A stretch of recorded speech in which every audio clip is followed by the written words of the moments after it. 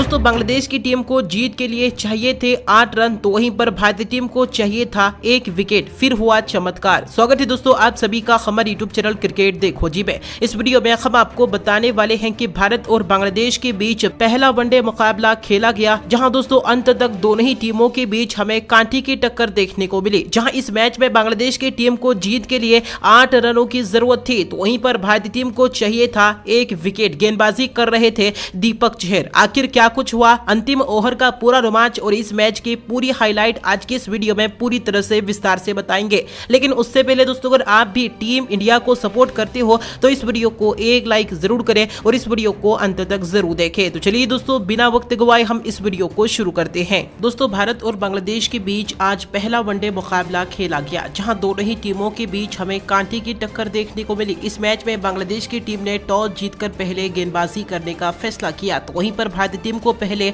बल्लेबाजी करने का न्योता दिया। अब टीम इंडिया की तरफ से सलामी बल्लेबाज के तौर पर कप्तान रोहित शर्मा और शिखर धवन की जोड़ी बल्लेबाजी करने के लिए मैदान पर उतरी, जहां दूसरी ही ओवर में कप्तान रोहित शर्मा के बल्ले से एक करारा चौका देखने को मिला, तो वहीं पर तीसरे ओवर में शिखर धवन ने वही एक शानदार चौका जड़ दिया। तो वहीं पर 5वें ओवर में रोहित के बल्ले से एक और चौका देखने को मिला, जहां 5 ओवर तक टीम इंडिया को अच्छी शुरुआत मिल चुकी थी। लेकिन छठे ओवर में टीम इंडिया को पहला बड़ा झटका लगा, जहां मेहदी हसन ने बेहतरीन गेंदबाजी करते हुए शिखर धवन को क्लीन बोल्ड कर दिया। शिखर धवन मात्र 7 रन बनाकर पवेलियन लौट गए। लेकिन इसके बावजूद भी 7वें ओवर में कप्तान रोहित शर्मा के बल्ले से एक गगनचुंबी छक्का देखने को मिला। रोहित शर्मा काफी बेहतरीन लय में नजर आ रहे थे, जमकर चौके जड़ते हुए नजर आ रहे थे। दूसरी तरफ से विराट कोहली के बल्ले से भी चौका देखने को मिला, जहां 10 ओवर के पावर प्ले में टीम इंडिया 1 विकेट के नुकसान पर 48 रन बना चुकी थी। लेकिन दोस्तों 11वां ओवर शाकिब अल हसन लेकर आए। इस ओवर में शाकिब अल हसन ने तूफान मचाकर रख दिया। इस ओवर की दूसरी गेंद पर शाकिब अल हसन ने बेहतरीन गेंदबाजी करते हुए कप्तान रोहित शर्मा को क्लीन बोल्ड कर दिया।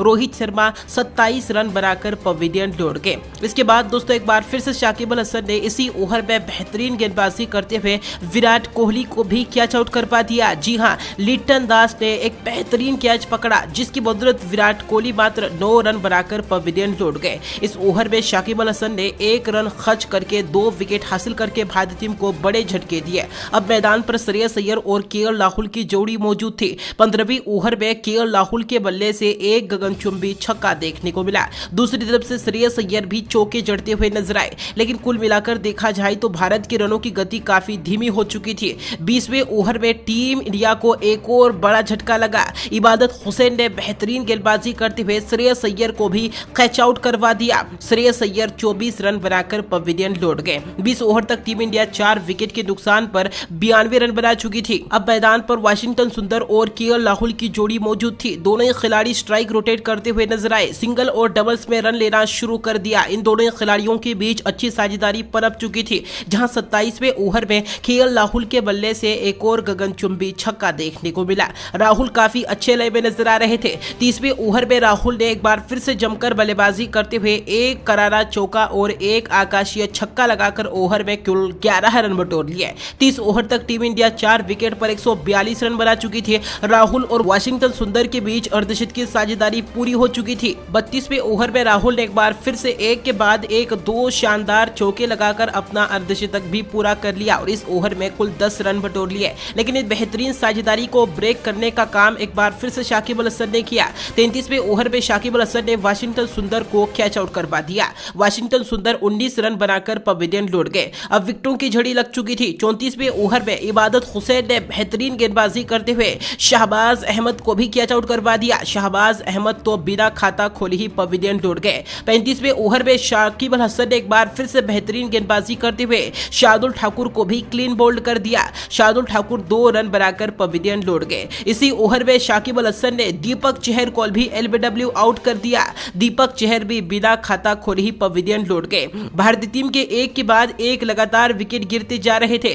दूसरी तरफ से केएल राहुल चौके जड़ते हुए नजर आ रहे थे, जहां 40वें ओवर में राहुल ने आक्रामक बल्लेबाजी करते हुए एक गगनचुंबी छक्का और एक करारा चौका जड़ दिया। लेकिन दोस्तों इसी ओवर में इबादत हुसैन ने बेहतरीन गेंदबाजी करते हुए केएल राहुल को भी कैच आउट करवा दिया। केएल राहुल 73 रन बनाकर पवेलियन लौट गए। इसके बावजूद भी सिराज के बल्ले से एक करारा चौका देखने को मिला। लेकिन 42वें ओवर में सिराज भी इबादत हुसैन की गेंद पर अपना कैच दे बैठे और 9 रन बनाकर सिराज भी आउट हो गए, जहां टीम इंडिया 41.2 ओवर में ऑल आउट होकर 186 रन बना पाई। जहां दोस्तों बांग्लादेश के सामने भारतीय टीम ने जीत के लिए 187 रनों का लक्ष्य रखा।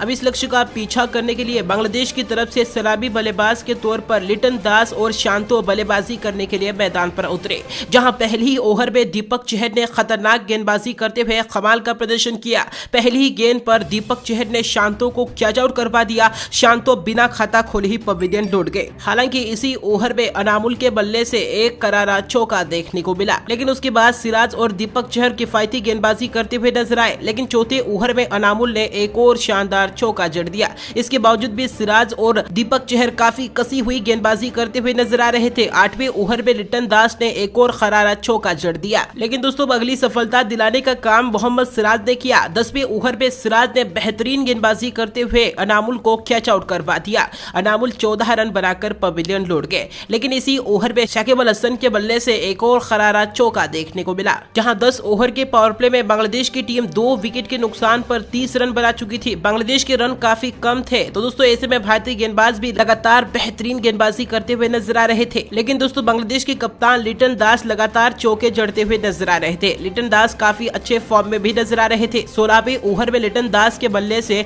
एक और गगनचुंबी छक्का देखने को मिला। दूसरी तरफ से शाकिब अल हसन भी उनका भरपूर साथ देते हुए नजर आ रहे थे। लिटन दास अपने अर्धशतक के करीब पहुंच चुके थे, लेकिन दोस्तों अब बड़ा विकेट हासिल किया वाशिंगटन सुंदर ने, जहां 20वें ओवर में वाशिंगटन सुंदर ने बेहतरीन गेंदबाजी करते हुए कप्तान लिटन दास को कैच आउट करवा दिया। लिटन दास 41 रन बनाकर पवेलियन लौट गए। 20 ओवर तक बांग्लादेश की टीम 3 विकेट के नुकसान पर 77 रन बना चुकी थी, लेकिन शाकिब अल हसन एक छोर पर खड़े थे, जहां 23वें ओवर में शाकिब अल हसन ने बेहतरीन बल्लेबाजी करते हुए एक के बाद एक 2 शानदार चौके जड़ दिए, लेकिन 24वें ओवर में एक बार फिर से वाशिंगटन सुंदर ने अपने कमाल की गेंदबाजी से शाकिब अल हसन को भी आउट कर दिया। शाकिब अल हसन 29 रन बनाकर पवेलियन लौट गए। अब मैदान पर मुशफिकुर रहीम और महमूदुल्लाह की जोड़ी मौजूद थी। इन दोनों खिलाड़ियों ने एक अच्छी साझेदारी बनाने की कोशिश की, सिंगल और डबल्स में रन बटोरते रहे, जहां 30 ओवर तक बांग्लादेश की टीम 4 विकेट पर 116 रन बना चुकी थी। हालांकि चौके तो देखने नहीं मिल रहे थे, लेकिन दोनों ही खिलाड़ी सूझबूझ भरी बल्लेबाजी करते हुए रन बटोरते हुए नजर आ रहे थे।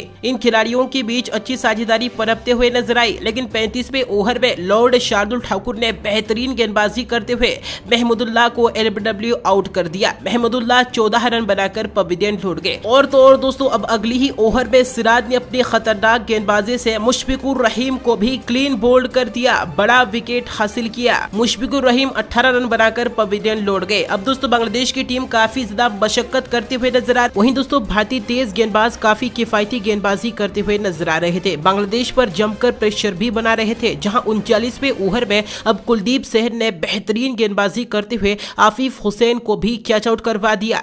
आफिफ हुसैन आउट होकर पवेलियन लौट गए। और तो और दोस्तों इसी ओवर में कुलदीप सेन की गेंद पर इबादत हुसैन भी आउट हो गए, हिट विकेट हो गए और बिना खाता खोले ही पवेलियन लौट गए। अब दोस्तों 40वें ओवर में मोहम्मद सिराज ने बेहतरीन गेंदबाजी करते हुए हसन महमूद को भी एलबीडब्ल्यू आउट कर दिया। हसन महमूद बिना खाता खोले ही पवेलियन लौट गए, लेकिन इसी ओवर में मुस्तफिजुर रहमान के बल्ले से खरारा चौका देखने को मिला, जहां 40 ओवर तक बांग्लादेश की टीम 9 विकेट के नुकसान पर 140 रन बना चुकी थी। आखिरी के 60 गेंदों में बांग्लादेश की टीम को जीत के लिए 47 रनों की जरूरत थी और भारतीय टीम को चाहिए था मात्र 1 विकेट। वहीं दोस्तों 41वें ओवर में मेहदी हसन ने खतरनाक बल्लेबाजी का रूप धारण कर लिया। 41वें ओवर में मेहदी हसन ने एक के बाद एक 2 खतरनाक छक्के लगाकर ओवर में 14 रन बटोर लिए। अब बांग्लादेश जीत के करीब बढ़ रहा था। भारतीय टीम को चाहिए था 1 विकेट, लेकिन 43वें ओवर में शार्दुल ठाकुर ने 3 रनों का किफायती ओवर फेंका।